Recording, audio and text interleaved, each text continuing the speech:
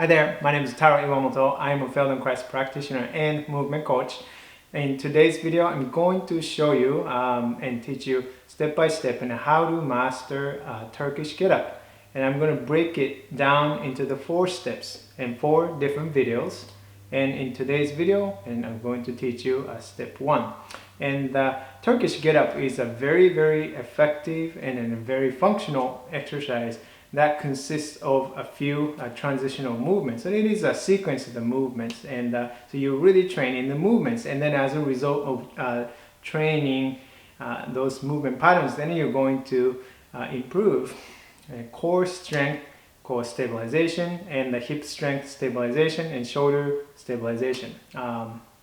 Has a lot of applications, and if you're playing sports, it definitely is going to help you with this sports, and if you are recovering from injuries, and when you're using it and when you're practicing it and properly and with the proper techniques and movement techniques, and then this is going to help you with the injury recovery as well. And anyways, I'm going to show you the full movement and the complete movement first, and then I'm going to break it down to the first part and teach you with a little more explanation. So first, this is what it looks like, and notice that I'm not using any weights. I recommend that you don't really use the weights at first, and always, as a rule, I emphasize first and focus on improving your techniques and how you move and the quality of the movement first.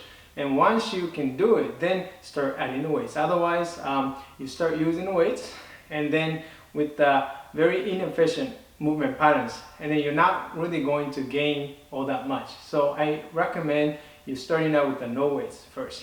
Okay, so therefore I have no weights here. I'm just going to show you what it looks like first.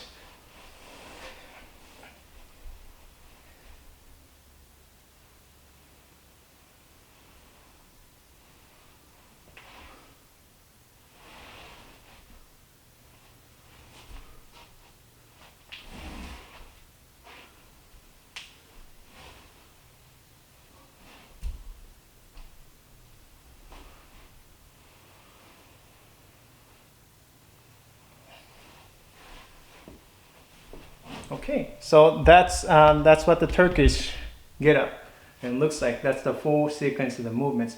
But in this one, I'm going to focus on the first transitional movement part. So, laying down on your back and bending one leg. I'm going to do my right side, and it does make a difference. The placement of the foot in terms of the stability of your leg. And if your foot is too far away from your hip, and you do notice as you're trying to lift your hip, you don't have much leverage. So I really like you to pay attention first and to make sure that your foot is placed where it provides a good support, and then where you can actually drive that movement from. You can push the foot into the ground and to lift your hip. And also pay attention, where is the knee relative to your foot. If your knee is inside or the outside as you push through that leg and then lifting your hip, and you are going to lose the stability. So something to pay attention to. As much as you can, try to place your foot underneath your knee, and then your knee is in line with your ankle, not so inside or not so outside, directly over your ankle, ideally, or the best as you can. Okay, and if you're not quite sure what I mean by that, you can try it and just make it very obvious by moving your knee inside your foot and trying to push and lift your hip from that position, or you can also try with your knee outside of your foot and trying to push from there. And then you will hopefully you will notice that there is not much stability in your ankle, and you don't have much leverage, so you can't really move well. Imagine that you have a very poor support there, and then you're trying to add the weights and then trying to lift the weights and lift your hip, you're not going to generate that much the power from there. Okay, so that's the first part. Okay, and from there, so the first movement is lifting the hip and using that leg, using this standing leg, and pressing the foot into the ground and trying to lift hip away from the ground. There. And coming down. There. So first, just to practice being able to press your foot into the ground to lift your hip. So the power is coming from this leg, okay? It's not coming from your back, it's coming from your leg. Pressing the foot into the ground and to lift your hip away from the ground. And as you lift your hip, and then notice if the knee tends to go inside or the outside, and try to make sure to keep your knee stable over your ankle so the knee doesn't move in and out, okay? And this is the first part. And then next, you're going to hold your arm, your right arm, right over the ceiling, right there. And it is important that your arm, your hand is directly over your shoulder, so it's not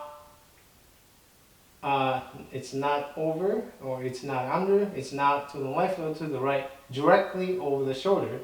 And if you're not quite sure that you have the right positioning, and then you can place a book or something, and you make a fist and then place it right over here so that you can find it.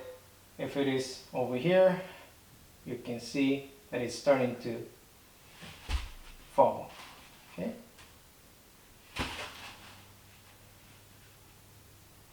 So just so you know, where is the proper position for your arm. Okay, and once you know where that is, and the next thing is you combine that movement, lifting your hip like you did earlier, and then you're going to, at the same time, you reach your hand towards the ceiling and by lifting your shoulder away from the ground. Here.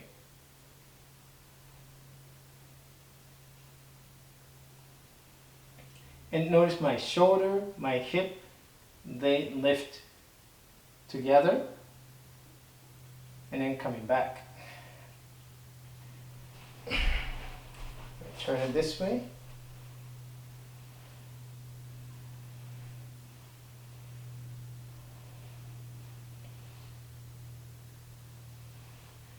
Okay, and for this part, it is very important that you really pay attention to the coordination of the hip and the shoulders so that they move together. And then what that means is that when you coordinate the upper torso and lower torso, and you are stabilizing your lower back, your spine, okay? And if you don't really have that coordination and the motor control, then what will happen is you end up torquing your back and you're creating a lot of torsion through the spine. And then while that is not a problem when you're not using any weight, but when you start adding the weights and using the kettlebell, 30 pounds, 40 pounds, and loading with a lot of weights, and that could be a problem, right? Because you are compressing the spine and torquing the spine.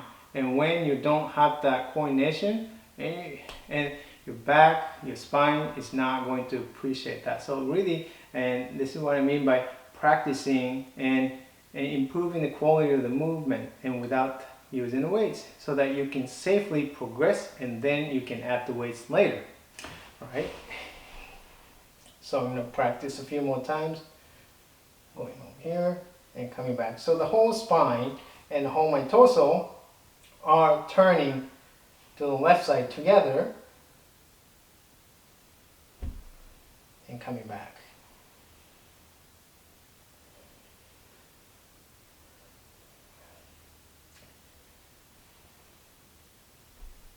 So my right shoulder, my right hip, they lift same time and moving at the same speed. And then when they return, my right hip, my right shoulder, they land the floor at the same time. That is if I'm coordinating the entire torso, the hip and the shoulder, and then they're moving together really well, and then there's no torque, there's no twisting of the spine, and I'm controlling the movement really well. And that's what makes this exercise very difficult. And it's not just doing the movements, and you really do have to pay attention how you're doing it. It requires quite a bit of skill to do that. So take your time to practice a lot and over, so that making sure that you get that coordination right before you move on to the next step. Okay, so that's the first step. And then in the next video, I'm going to show you the next step. But for now, just recap quickly. Lying down on your back and checking the position of your right foot if you're doing the right side. And so the foot, as much as you can, the best as you can, placing your right foot under your right knee, and then pressing your foot, right foot into the floor, into the ground, and lift your right hip away from the ground, and then coming back, driving that movement from your leg, not from your back. Okay, once you get that movement right, and then adding the arm movement so that you now coordinating your hip and upper torso, and then you don't end up twisting your back. You're moving together, rotating the spine, your torso to the left side, and coming back. And notice my arm is not moving left or the right. My hand is always pointing towards the ceiling and coming back. And back.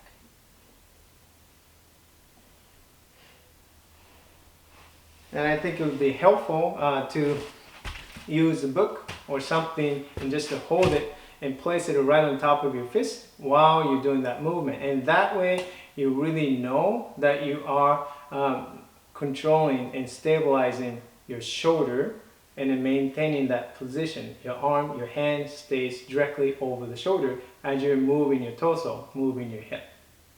All right, and I think this is a lot, and it takes some time to really master that part, and practice that on both sides. I'm sure, even though maybe you can do really good on one side, but maybe the other side is much harder, which is very common. And so practice both sides and be able to do both sides fairly well before you move on to the next step. Okay, and that's it for the first step and of the Turkish Get-up.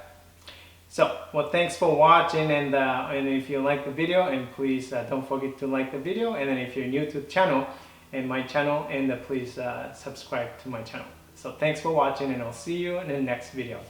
Bye bye.